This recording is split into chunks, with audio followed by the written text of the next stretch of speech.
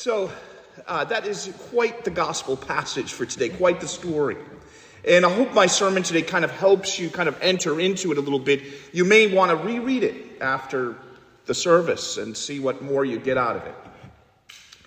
You see, wells in ancient Israel were very important places, right? First of all, they were a source of that precious resource, water. The Middle East is, an overall, it is a dry place. And the Fertile Crescent begins in the land of right, in present-day Iraq, between the rivers Tigris and Euphrates, and stretches down into Israel and border on the southern side by the Nile. And the cycles of flooding and the irrigation that they were able to get from the two rivers made human life and agriculture possible in this region. But drought and famine were constantly a threat. And water scarcity was the source of conflict. When Abraham is called from that land of the land of the Babylonians between the Tigris and the Euphrates, he travels first down south, and as he enters the border of Canaan, which is present day the West Bank, he comes to the city which is now called Nablus in the West Bank, but then was called Shechem. And Sychar in our reading today, Sychar, is thought to be Shechem. Okay, it's thought to be the same place where Abraham came that first time and set up an altar to God, right? So Abraham left the land of called by God, because Abraham worshipped one God, whereas the Babylonians worshipped many. And then he came there to this place in what is the present-day West Bank. And in Sychar is a well, and it's called Jacob's Well. And it's at the base of a mountain, and it's a very deep well. And it probably does, in fact, go back to biblical times. And it's found nowadays in the middle of a church. The church is called St. Phontini. And we will hear about St. Phontini a little later.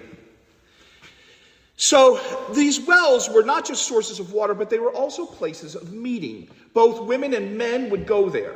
In the Bible, too, there are also some sort of hints of flirtation at the wells. Remember, this is where Rebekah is found, right? Isaac's wife is found at the well.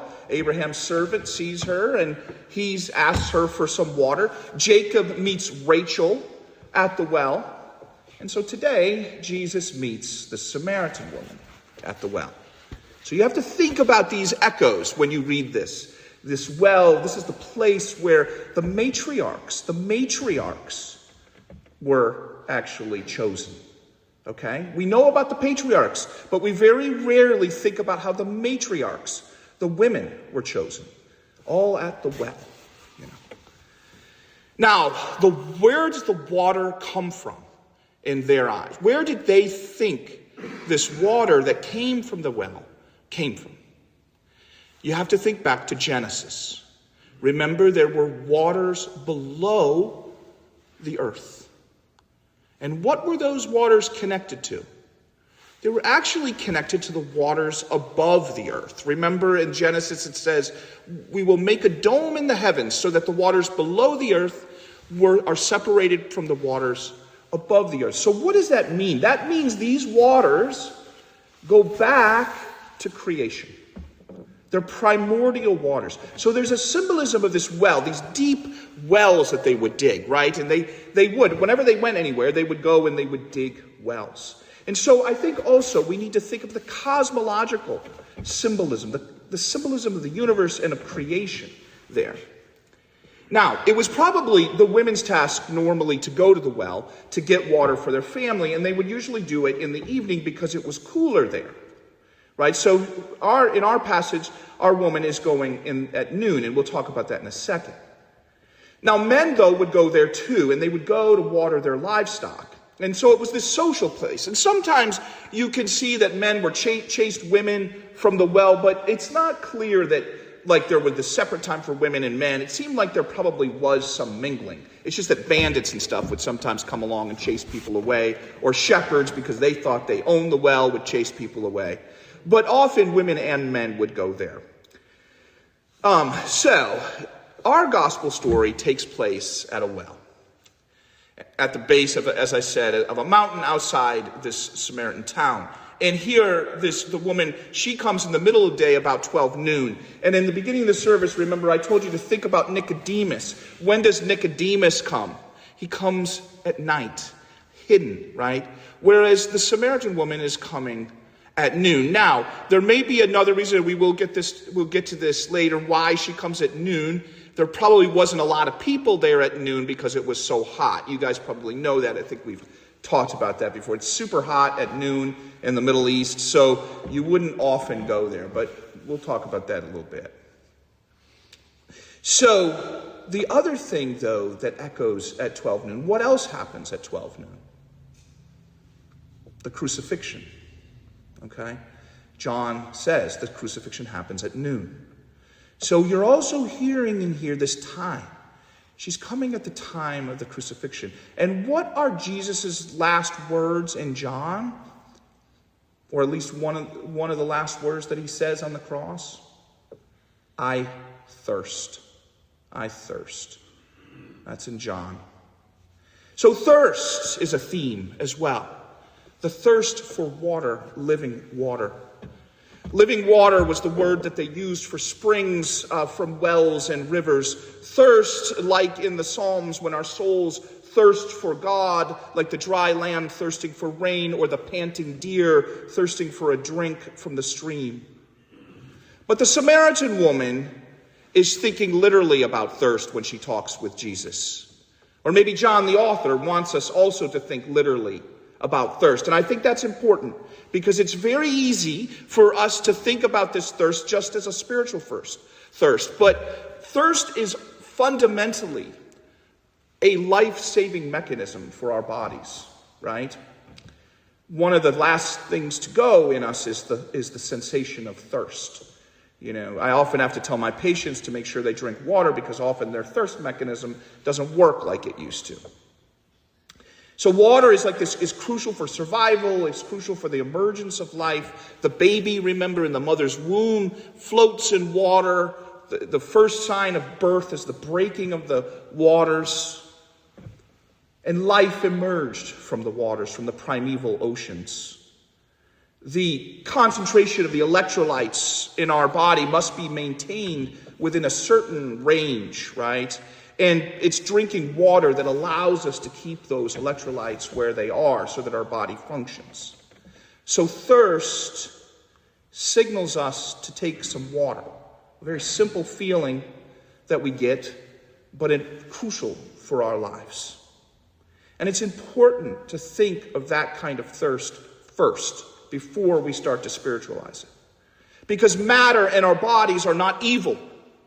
And we forget that in our spiritual seeking that God speaks and uses the things of this world, matter, as sacraments and means of grace. Remember, God, this is from last week, did not come to condemn the world in matter, but wants to save it. So also water. Water is a means for God's grace too. In the immersion and washing of baptism, in the mingling of water with the wine at the Eucharist, in the holy water that we sprinkle upon ourselves as we enter. There's this cleansing and spiritual function that God uses this thing of the earth, this matter, to send us messages of grace. But it's also important to know that water is a cause of conflict. In our own West, there's fights over water resources. The current war in Iran and Lebanon and Gaza, they're not fights over water per se, but you can be sure that the refugees and the denizens of those bombed out cities will surely have to seek water whose supply will be tenuous. In Rome, one of its greatest architectural feats was the building of these aqueducts and these great cisterns that would supply water to the cities. Herod built a bunch of these. And for the rich, there would be a private supply. For the poor, they would have to come to these common wells to get water.